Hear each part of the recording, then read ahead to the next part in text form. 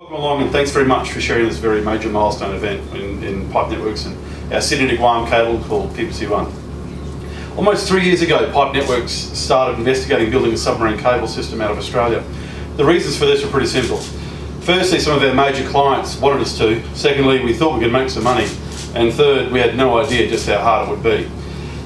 That's almost true. One thing, since Pipe Networks has started since 2002, we've actually made progressive steps in advancing Australia's telecommunications infrastructure, and particularly to competitive carriers and major corporate government clients. From humble beginnings, two school friends put together $50,000 each with the blessings of our wives and started a little internet exchange business called Pipe Networks. Today, as I said, we're Australia's leading infrastructure provider to competitive carriers. Today represents another major milestone for our company. Our $200 million submarine cable system called Pipe Pacific Cable, or PPC1, is completing our Australian landing, which you've just seen. This comes after our first landing in Guam and soon to be followed by a landing in Papua New Guinea. And I'd like to welcome our delegates from PNG today. And the CEO of PNG couldn't make it today because he's feverishly preparing for his landing, I think next week. So, and what it's going to be doing, all this is being connected by the ship, the decisive ship out at PNG, and also the durable ship, which you see out the back there. So, all going well by September of this year, August, September, PPC1 will go live and mark a very big day for Australia. Being here for the landing, I think it's very important that I actually thank a number of key people who've helped make this a reality. Firstly, our customers. The great people of IronNet, Internode, TPNG, Tata, and some companies that can't be named. Thank you very much for all your support. Secondly, to our key partners in the project, Tata Telecommunications, formerly VSNL, for providing our landing.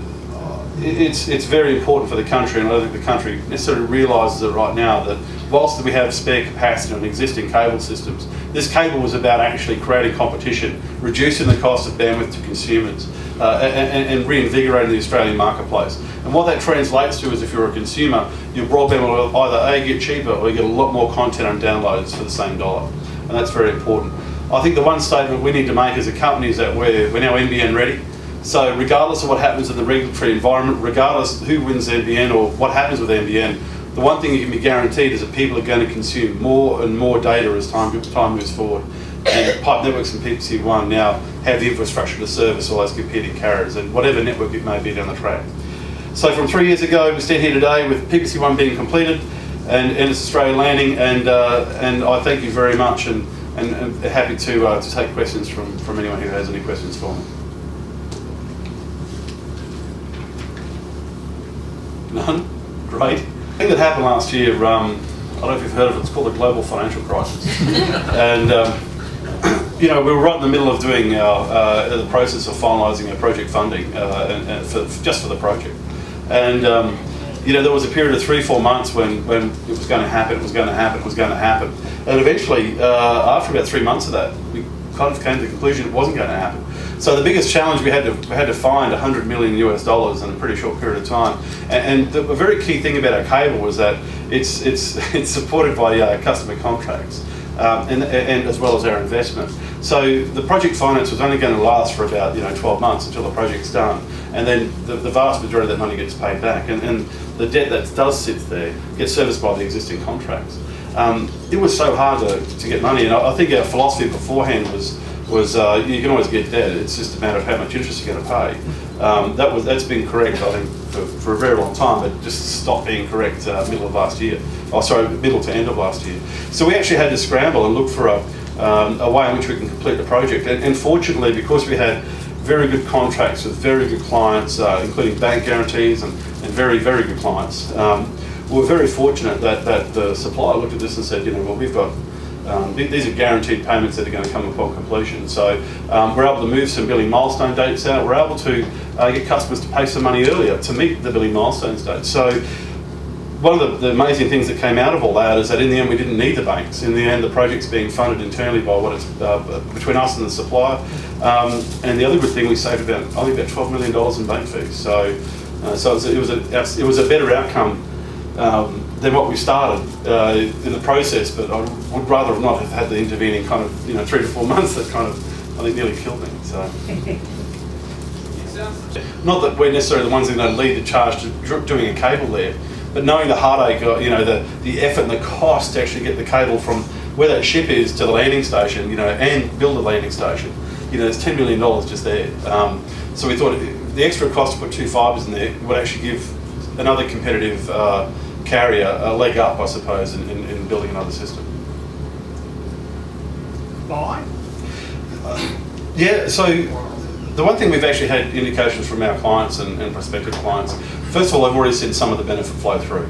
So once the cable was pretty much a certainty, some of the existing cable operators started reducing their costs, and quite significantly. Now, obviously, when we launched the cable, we didn't make our pricing, where the pricing was less 20%, we actually had to create a completely new benchmark. So you're seeing some of the benefits come through right now.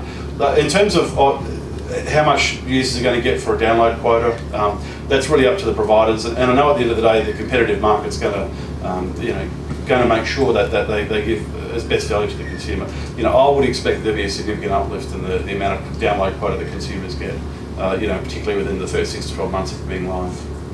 Can you just give us an idea of how much of an increase this cable provides to the amount of bandwidth coming into Australia?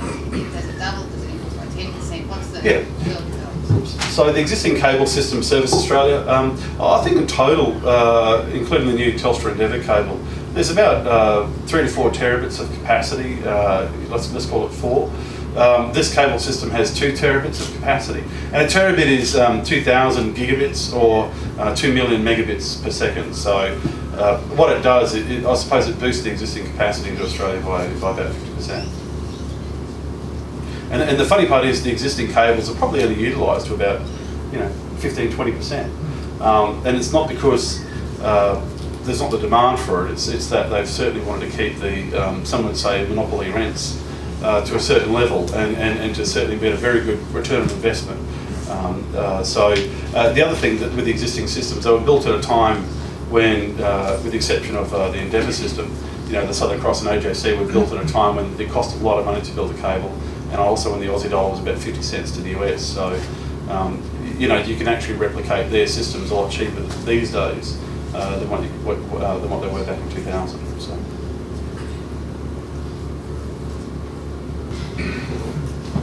Yes, absolutely. Yeah. Look, there's been some amazing things that have happened. First of all, there's the normal fear and uncertainty and doubt campaign that's been spread. It was quite remarkable. One of the tier ones remarked 2 days before we landed in Guam.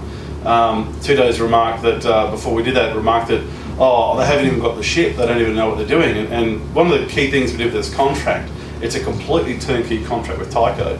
And one of the reasons we select Tyco is that they own the ship. They haven't got a lease it from someone. They own 6 ships like that.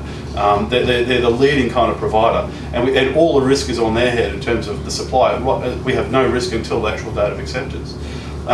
So kind of hearing this was quite remarkable, and I knew the guy that told me that, and I said, look, just let him know that by some miracle, the ship called the Decisive, is going to turn up in Guam with 2,200 kilometres of spare cable on it, and it's going to start laying it, and then I said, by another miracle, let's see if in 4 weeks' time in Australia, this ship called the Durable is going to turn up with 4,800 kilometres on it, and let's see if that happens, see if lightning strikes twice. And now that's kind of, that's pretty. I think about July, August last year, I received a disturbing phone call. I think I was personally threatened by a tier one, which was quite a remarkable stance, and pretty much from that point forward, it certainly drove my resolve to stick it to him. So here we are today. I was right, he was wrong. So. Any further questions?